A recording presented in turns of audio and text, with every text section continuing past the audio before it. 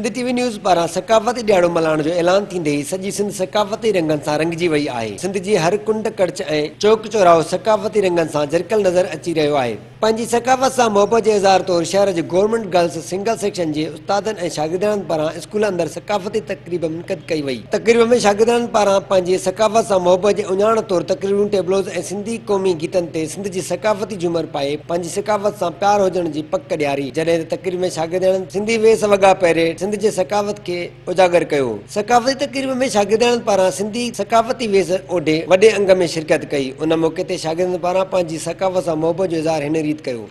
मूंखे फ़ख़्रु आहे पंहिंजे सिंधी हुजण ते ऐं जेके माण्हू सकाफ़त जे ॾींहं खे नथा मल्हाइनि त मां उन्हनि खे अर्ज़ु कयां थी त उहे बि निकिरनि ॿाहिरि ऐं सकाफ़त जे ॾींहं खे मल्हाइनि। असांखे ॾाढो सुठो लॻो, असांखे ॾाढो मज़ो आयो सकाफ़त जे ॾियारे में। असांखे तमामु घणो सुठो लॻो, असां तमामु घणो प्यार कंदा आहियूं पंहिंजी सकाफ़त सां। अॼु असां पक्का पूरा सिंधी लॻूं था, असांखे ॾाढो सुठो महसूसु कयो, असांखे ॾाढो मज़ो आयो। मूंखे फ़ख़्रु आहे त मां सिंधी आहियां हिकु, ऐं मूंखे ॾाढो सुठो थो लॻे हिते अजरक पाए गगा पाए करे ॾाढो सुठो महसूसु करां थी। ॾाढो सुठो महसूसु कयूं था। असांजो अॼु सिंधी डे आहे, सकाफ़त जो ॾियारो आहे असांजो। सकाफ़ती ॾियारो मल्हाए सिंधवासी दुनिया खे उहो पैगाम ॾियनि था त सिंधी माण्हू अमन ऐं प्यार जा पिरोकार आहिनि। कैमरामैन फरहान अली खोसो सां गॾु अज़हर गुल सरकी, सिंध टीवी न्यूज़, जकाबाद।